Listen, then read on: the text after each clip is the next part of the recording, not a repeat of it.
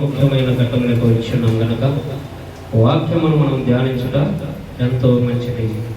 కీర్తనకు రాసిన మొదటి గ్రంథంలో మనకి ఏం చెప్తున్నాడు? దేవారాత్రంలో ధ్యానించేవాడు తండ్రి. దేవుని ధ్యానించాలి, దేవుని యొక్క పరిశుద్ధ గ్రంథాన్ని దీవారాత్రంలో ధ్యానించాలంటే వాక్యాన్ని ధ్యానించే టైం మనకు లేకుండా పోతుంది. ప్రియ సహోదరులారా, ప్రియ సహోదరి, ప్రతి వారము చెప్తూనే ఉన్నాము.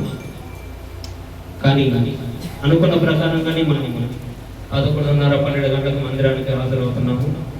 ఈ ఒక్క గంటలో మనం పాటలు పాడాలి, ఆరాధన చేసుకోవాలి, సాక్ష్యాలు చెప్పుకోవాలి, మరలా వాక్యం కూడా చెప్పుకోవాలి. కాబట్టి మనకేం లేదు, క్రమము లేదు. క్రమము ఖచ్చితంగా పాటించాలి. సమయం అంటే సమయం. పోయిన వారమే చెప్పుకున్నాం ఏమని,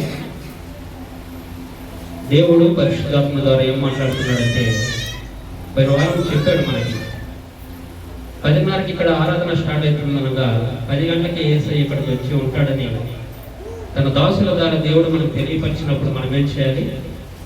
భయము కలిగి ఉండాలి ఒంట్లో. ఎప్పుడు ఎలా? 10:30కు మనం వెళ్దామంటే అరగంట ముందే యేసయ్య వచ్చి అక్కడ ఉంటాడంట.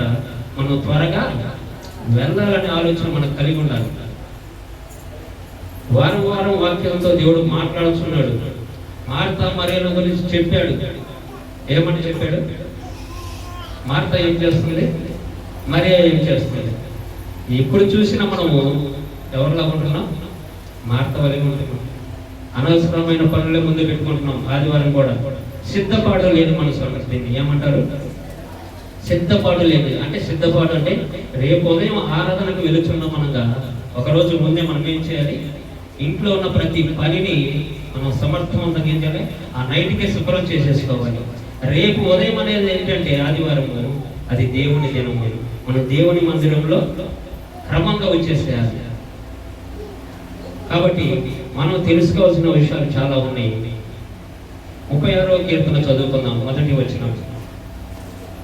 భక్తిహీనుల గురించి దేవుడు ఈ దినం ఏం మాట్లాడుతున్నాడు? భక్తి విషయంలో మనం ఎలా ఉన్నామో దేవుడు మనతో మాట్లాడుతున్నాడు. ప్రియ సహోదరులారా, చదవండి. భక్తిహీనుల హృదయములలో అతిక్రమము దేవోక్తి వలె పలుకుచున్నది. వారి దృష్టి ఎదుట దేవుని భయము బొత్తిగా లేదంట. ఎవరికి లేదు దేవుని భక్తి? దేవుని యొక్క భయం ఎవరికి లేదు? ఎవరికి? ఆదివారము ఆచార్య భక్తులుగా వస్తున్న మనకి దేవుని యొక్క భయం ఉందా? దేవుని యొక్క భయం ఉంది అని చప్పట్లు కొట్టండి. నిజంగా చప్పట్లు కొట్టాలి. అంటే భయం లేదు. ఎవరికి భయం లేదు? చాలా మందికి భయం లేదు. మన ఆటో డ్రైవర్ కూడా భయం లేదు. ఈ మధ్య ఆయన కూడా కొద్దిగా లేటుగా వస్తున్నాడు. ఇక్కడ జరుగుతుంది ఏంటంటే, మీరెందుకు లేటుగా వచ్చారమ్మంటే ఆటో రాలేదు త్వరగా అంటారు. ఆటో అయినా నువ్వు ఎందుకు త్వరగా రాదు? వాళ్ళు తొందరగా రావట్లేదంటే. ఇది జరుగుతుంది ప్రతి వారం. ఏం చేయాలి? 10 గంటలకల్లా రెడీ అయి ఉండాలి. 10:30 కల్లా ఆటో ఎక్కాలి. 11 గంటలకి ఇక్కడికి రావాలి. ఇక్కడ దేవుడు ఏం మాట్లాడుతుంది? మళ్ళీ చదువు ఒకసారి. భక్తిహీనుల హృదయములలో అతిక్రమం. అతిక్రమం అంటే ఏంటి? అతిక్రమం అంటే ఆజ్ఞాతిక్రమమే పాపం. ఇక్కడ అతిక్రమం ఎక్కువ కనపడుతుంది మనలో. ఏం కనపడుతుంది? అతిక్రమమే ఎక్కువగా కనిపిస్తుంది. మందిరంలో మరలా ఏం చేస్తారంటే ఖచ్చితంగా 1:30కి 1 గంటకి ముగించేసి మాకు ఆకలి అవుతుంది. ఏమవుతుంది? ఆకలి అవుతుంది. ఇక్కడేమో 10 గంటలకి వచ్చిన వాళ్ళు ఉన్నారు, 9 గంటలకు వచ్చిన వాళ్ళు సహోదరులు. వాళ్ళు 9 గంటలకు వచ్చారు, మీరు దేవుని సన్నిధికి వచ్చినారు. ఇప్పుడు అతిక్రమించిన వారు గురించి చెప్పండి. ఏం కావాలి మనకి? భక్తిహీనుల హృదయములలో అతిక్రమము దేవోక్తి వలె ఉందంట. అంటే వీళ్ళు దేవుని యొక్క భయభక్తులు కలిగి ఉంటారు. చూసారా? దేవుని యొక్క భయభక్తులు కలిగి ఉంటారు. చూసారా? చాలా మంది అమ్మ మనం పెందల కడలేసి మందిరానికి వెళ్ళాలని వీళ్ళకంటే ఎక్కువగా ఉందంట అతిక్రమం. వీళ్ళు ఎలాగైతే తాపత్రం పడుతున్నారు దేవుని మందిరానికి వెళ్ళాలని, వీళ్ళు అంతకంటే అతిక్రమం చేస్తున్నారు. కాబట్టి ప్రియ సహోదరులారా, ప్రియ సహోదరి, మొదటగా మనం ఏం చేయాలి? మొదట మనకి ఇచ్చిన ఈ దినమంతటిలో ఈ దినమును మనం ఏం పాడుకున్నాం? ఈ రోజు నేను సజీవుడిగా బ్రతికి ఉన్నానంటే అది నీ ఉచితమైన కృపను పాట పాడుకున్నాం కదా. మరి ఉచితమైన కృపను మనం దేవుని మందిరానికి వచ్చినప్పుడు ఎలా ఉండాలి? సమయమును దొంగిలించకూడదు. దొంగిలిస్తే అతిక్రమమే. దేవునికి ఇవ్వాల్సిన టైము దేవునికి ఇవ్వాలి. ఎందుకు మాట్లాడుతున్నాంటే పరిశుద్ధాత్మ దేవుడు మనలో అతిక్రమం ఎక్కువైపోయింది. క్రమము లేదు. క్రమము కావాలి. మందిరానికి, సంఘానికి క్రమము కావాలి. ఎందుకంటే ఇక్కడ సంఘానికి శిరస్సు ఎవరంటే యేసుక్రీస్తు ప్రభువారు. ఎవరు? ఇక్కడ శిరస్సుగా ఉంటుంది యేసుక్రీస్తు ప్రభువారు. కాబట్టి మనందరం ఏం చేయాలి? ఆయనకు భయపడాలి. అతిక్రమం చేయకూడదు. అతిక్రమించింది ఏమవుతుంది? పాపం అవుతుంది. ఈ పాపం వల్ల వచ్చే జీతము మరణం. మనకు వదిలేదు. దేవుడు మనం మరణించవద్దని చెప్తున్నాడు. కాబట్టి ఆ మరణాన్ని మనము కోరుకోకూడదు. ఎందుకంటే దేవుడు నువ్వు మరణించిన సజీవుడిగా ఉండాలని ఆయన కోరుకుంటున్నాడు.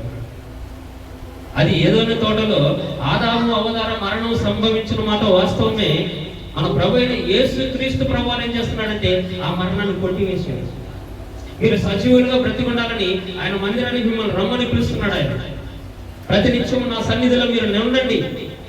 భక్తులైన వారు, మన పితరులు, మన దేవుని ఆరాధన చేసిన వారు, అరణ్యంలో ఆరాధించిన వారు ఏం చేశారంటే అతిక్రమం చేయలేదు.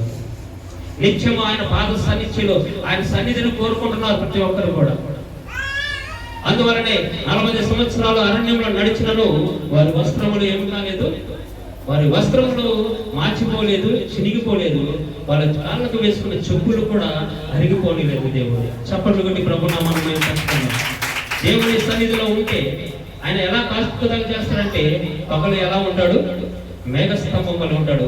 రాత్రి అగ్నిస్తంభం వల్ల నేను కాచే దేవుడు. నువ్వు అతిక్రమం చేస్తున్నావు. నిన్ను ప్రేమించి ప్రతినిత్యం నేను వెంటాడుచున్నాడు. ఆయన ప్రతినిత్యం నువ్వు వెంటాడుచున్నాడు.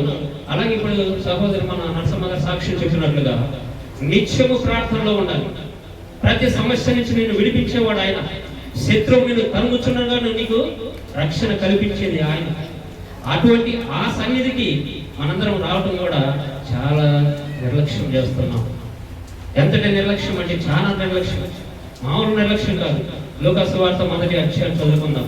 ఇక్కడ భక్తులైన వారు మందిరాలకు ఎలా వస్తున్నారు, ఏం చేస్తున్నారు, దేవుని యొక్క పనిని ఎలా వాళ్ళు చేస్తున్నారు, చేసిన వారు ఏం పొందుకుంటున్నారు మనం చూసుకున్నాం. ప్రియ సహోదరులారా,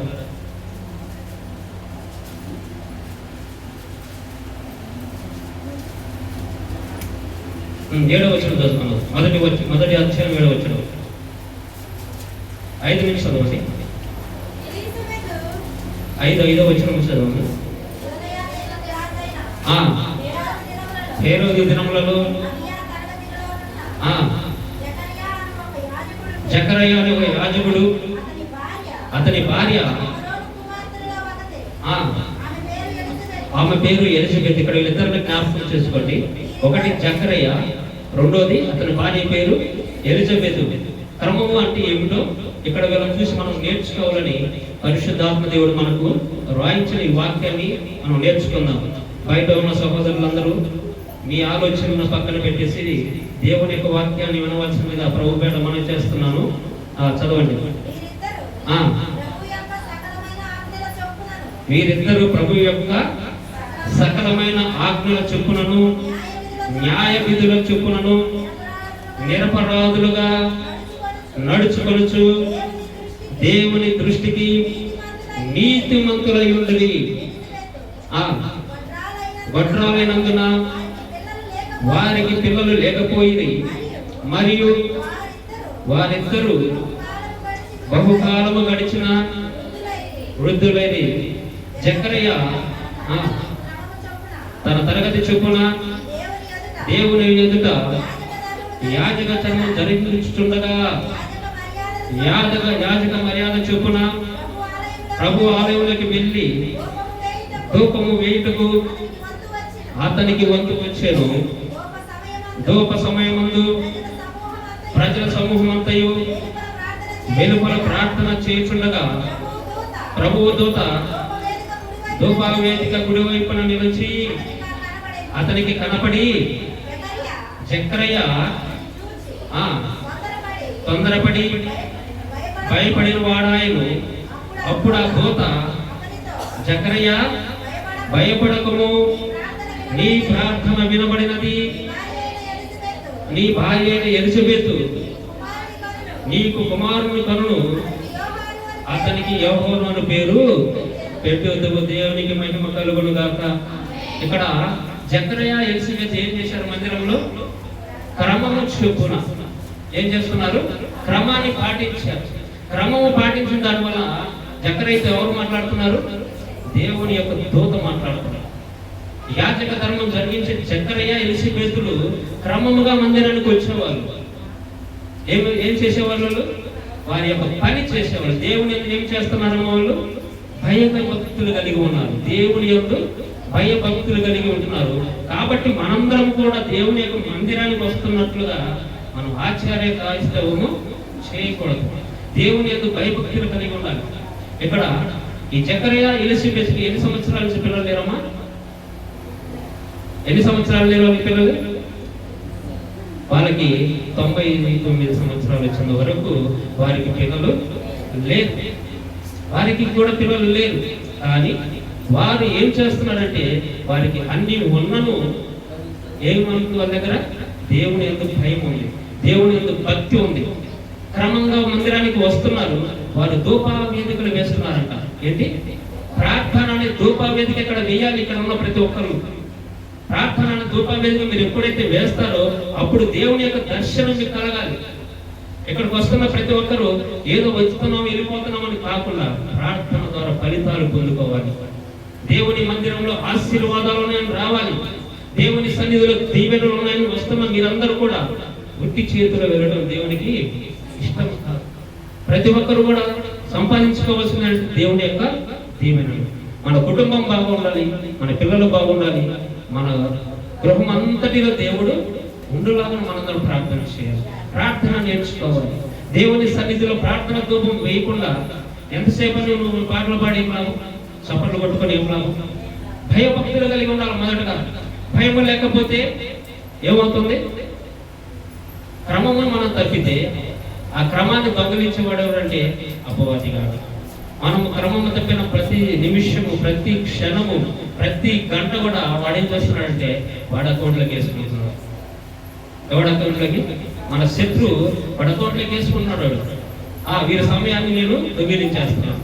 వీరు దేవుని యొక్క సమయాన్ని దొంగిలిస్తున్నారు, నేను వీరి యొక్క దొంగిలిస్తున్నాను. వీరిని నాలో సమకూర్చుకుంటున్నాను. వీరి జీవితాలు ఎక్కడికి పోతున్నాయి? నరకానికి పాత్రలు అవుతున్నాం. అందుకే ఇక్కడ భక్తులైన వారు చేస్తున్నట్లుగా మనం కూడా ఏం చేయాలంటే క్రమము తప్పకుండా దేవుని మందిరంలో ధూపా వేదిక వేయుటకు ఏకరిపడి రావాలి. సిద్ధపాటు కలిగిన మనస్సు కావాలి. మనము దేవుని యొక్క భయభక్తులు కలిగి ఉండాలి, కానీ అతిక్రమం చేసేవారిగా ఉండకూడదు. కాబట్టి మనందరం తెలియసుకోవాల్సింది ఏంటంటే మన కుటుంబాలు బాగుండాలి, మనం బాగుండాలి. నా ఈ జీవితంలో నేను చాలా మంది గురించి ప్రార్థన చేసినప్పుడు నేను ఆలోచన చేసేది ఒకటే, అది మా ఫ్రెండ్స్ అందరికీ తెలుసు. నేను ఆటో ఒకటి కొనుక్కున్నా. ఆ ఆటో మీద చిన్న కొటేషన్ ఒకటి రాపించుకున్నా. ఏమిటంటే అందరూ బాగుండాలి, అందరూ బాగుండాలి, అందరిలో నేనుండాలి. ఇది నా ఆలోచన. నా యేసయ్య ఆలోచన ఇది. అందరూ బాగుండాలి, అందరిలో నువ్వు ఉండాలి, నీ అందరి మధ్య నేను ఉండాలి. ఎవరి మధ్యన? మనందరి మధ్యన యేసయ్య ఉండాలంటే మనం ఏం చేయాలి? ఆజ్ఞను పాటించేవారిగా ఉండాలి. దేవుని యందు భయభక్తులు కలిగి ఉండాలి. అతిక్రమం చేయకూడదు. జకరియా ఎలిసబెత్ ఎలాగైతే క్రమం తప్పకుండా ప్రతి దినము, ప్రతిరోజు, ప్రతి సమయమున ఆయన మందిరంలో ధూపవేదిక ప్రార్థన అనే దీపవేదిక వేస్తూ తమ తరగతి చొప్పున సమయం కోసం ఎదురు చూసేవాళ్ళంట. వాళ్ళ సమయం ఎప్పుడు వస్తుందా, నేను ఎప్పుడు దేవుణ్ణి ఆరాధించాలా, ఇప్పుడైతే మీకు వరుసగా పాటలు వస్తున్నాయి. వాళ్ళకైతే వారానికి రావచ్చు, నెలకు రావచ్చు, లేకపోతే సంవత్సరానికి రావచ్చు. వాళ్ళ యొక్క వంతు వచ్చేదాకా ఆ దేవుని స్తుతిస్తూనే ఉంటారు. అప్పుడు వచ్చినప్పుడు వాళ్ళు ఏం చేస్తున్నారంటే భయముతో అతిక్రమించలేదు వాళ్ళ సమయాన్ని. నా సమయం ఎప్పుడో వస్తుంది కదా, నేను అప్పుడు వెళ్ళి ఆరాధన చేస్తాను అన్నట్లు వాళ్ళు. నాకు ఎప్పుడో సమస్య వస్తుంది కదా, ఆ సమస్య వచ్చినప్పుడు నేను మందిరానికి వెళ్ళి దేవుని ఆరాధన చేస్తాను అనట్లేదు వాళ్ళు. వాళ్ళు ఏమంటున్నారంటే మా సమయం కోసం మేము ఎదురు చూడాలి. దేవుని మందిరంలో, దేవుని సన్నిధిలో మన సమయం కోసం ఏకరపడాలి, తొందరపడాలి. బుద్ధి లేని కన్యకలాగా మనం ఉండకూడదు.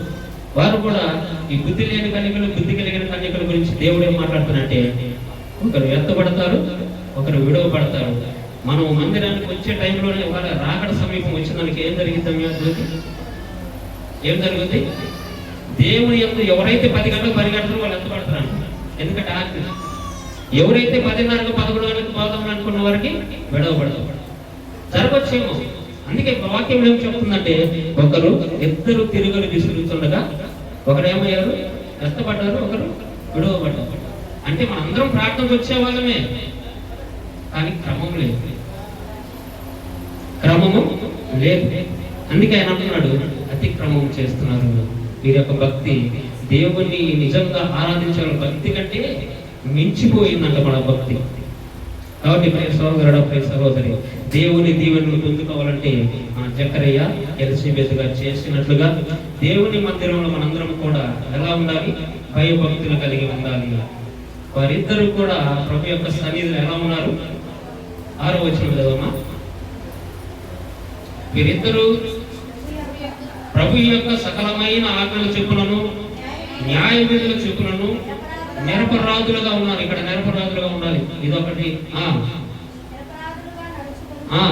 దేవుని దృష్టికి నీతిమంతులై ఉండేది.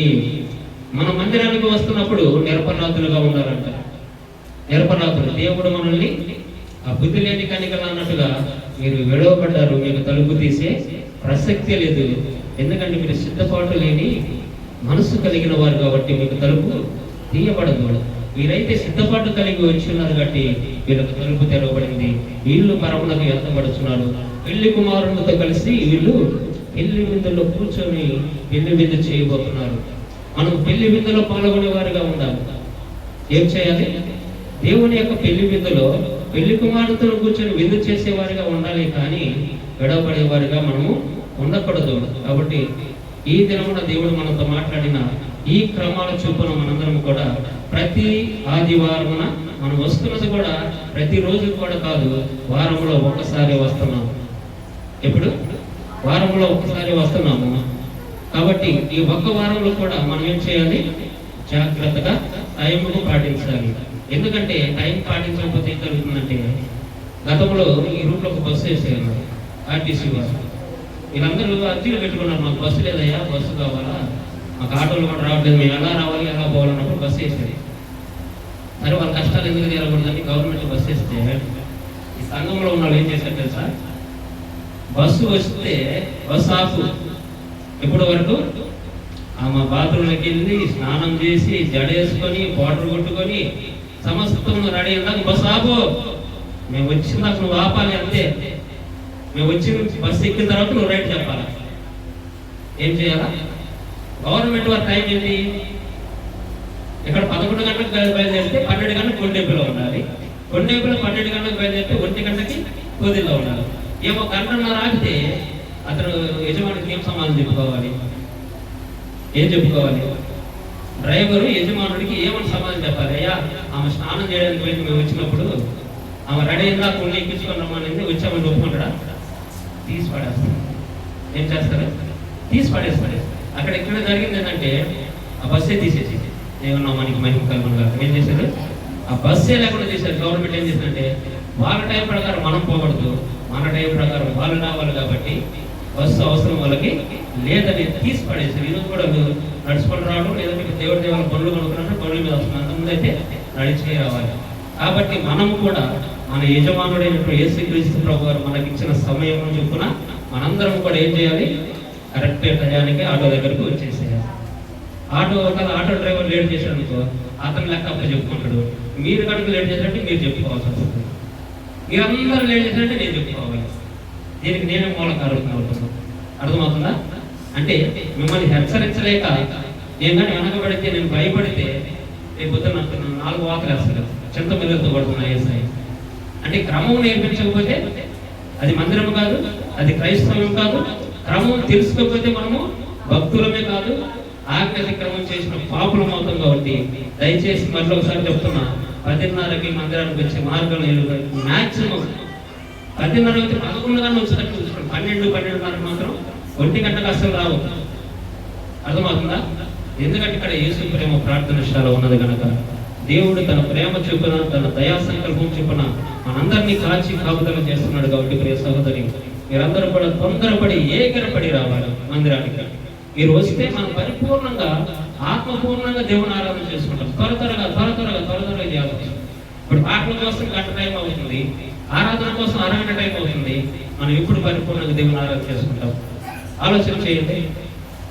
ఇదే కనుక వేరొక చోట మన గవర్నమెంట్ వాళ్ళు మనిషికి ఒక 1000 రూపాయలు లేకపోతే 500 ఇస్తున్నామంటే ఎంత త్వరగా పోతాం. ఎక్కడ ఉంటాం? ఫస్ట్ ఇంటి దగ్గర మన నిదానంగా బాధలేదు. ఫస్ట్ క్యూలో మనమే ఉంటుపోయి అవసరమైతే మనకంటే ముందు ఎవరైనా వస్తే నెట్టేస్తాం కూడా బయటికి. దాని తర్వాత తదుపరి చాలా జరుగుతాయి, జుట్లు పట్టుకోవడం కూడా జరిగింది. కాబట్టి 500కు ఉన్న విలువ అంటే మన యేసయ్య ప్రేమ గొప్పది. కాబట్టి ఆయనకు విలువ ఇవ్వడం మనకి మంచిది, ఆయనకి గౌరవం ఇవ్వడం మనకి మన జీవితానికి మన కుటుంబాలకి మంచిది. కనుక దయచేసి ఎవరు అశ్రద్ధగా ఉండొద్దు. ఈరోజు కుటుంబాల సమస్యలు ఉంటున్నాయంటే కారణం ఏంటంటే అశ్రద్ధ. రెండోది సోమరితనం. అర్థమవుతుందా? సోమరితనం అంటే ఏంటి? వెళ్ళొచ్చులే, పోవచ్చులే, టైం ఉందలే, రావచ్చులే, వెళ్ళిపోవచ్చు. ఈ కాదు మనకు కావాల్సింది. ఇక్కడ మనకు దేవుడు మనతో ఏం మాట్లాడాడు? అతిక్రమం మనము చేయకూడదు. దేవుడి సమయాన్ని దేవుడికి చేయాలి. దేవుడికి కొద్ది మాటలు దీవించి మన జీవితాలు ఫలింప చేయనుగాక. దయచేసి ఎవరైనా బాధపడద్దు, ఎందుకంటే ఇది మీ జీవితానికి సంబంధించింది. హెచ్చరికలు దేవుడు నాకు చేయమని చెప్తున్నాడు కనుక నేను హెచ్చరికలు చేయాలి, గద్దించాలి. మీ అందరికీ బుద్ధి చెప్పేవాడిగా దేవుడి కన్నా ఉంచాడు కాబట్టి నువ్వు బుద్ధి కూడా చెప్పేవాడిగా నన్ను అధికారం ఇచ్చాడు కాబట్టి నువ్వు బుద్ధి చెప్పడానికి కూడా వెనకాడు. అందరిలాగా నేను ఉన్నాను. ఇక్కడ నుంచి నేను క్రమంగా ఉంటాను. దేవుడు నాకు ఏదైతే చెప్తాడో నేను అదే చేస్తాను. అందరిలాగా నేను భయపడేవాడి కాదు. అర్థమవుతుందా? దేవుడు అంటే భయము, భక్తి నాకు ఇక్కడ ఉంది. ఆయన చెప్పింది నేను చేయాలి. వాక్యం వింటున్న మీరు కూడా దాన్నే పాటించాలి. లేదంటే రేపు నాకు 2 తీర్పులు, మీకు ఒక తీర్పే. దేవునికి స్తోత్రం. నాకు 2 తీర్పులు పడాలంటే మీరు నిర్లక్ష్యంగా సోమర్థనంగా ఉండండి. కాదులే మన మాస్టర్ గారు బాగుండాలి, దేవుడి దగ్గర మంచి పేరు తెచ్చుకోవాలనుకుంటే మీరు త్వరగా రేపు నుంచి రావడానికి ప్రయత్నం చేయండి. దేవునికి స్తోత్రం. దేవుడి కొద్ది మాటలు దీవించి ఆశీర్వదించును గాక. అందరి తల రోజునైతే మన మధ్యలో ఉన్న సహోదరుడు అంతోని గారు వచ్చి ఎత్తబడిన వాక్యం గురించి ప్రార్థన చేస్తుండగా అందరూ ఏకీభవించవలసిందిగా ప్రభుపేట మనం చేస్తున్నాను. ఎత్తబడిన వాక్యం గురించి అంతోని గారు ప్రార్థన చేస్తూ ఉంటారు. దేవునికి మహిమ కలుగును గాక. స్తోత్రం. అందరూ కళ్ళు మూసుకున్నట్లయితే ప్రార్థన జరుగుతున్నాం. ప్రార్థన చేసుకుందాం. అందరూ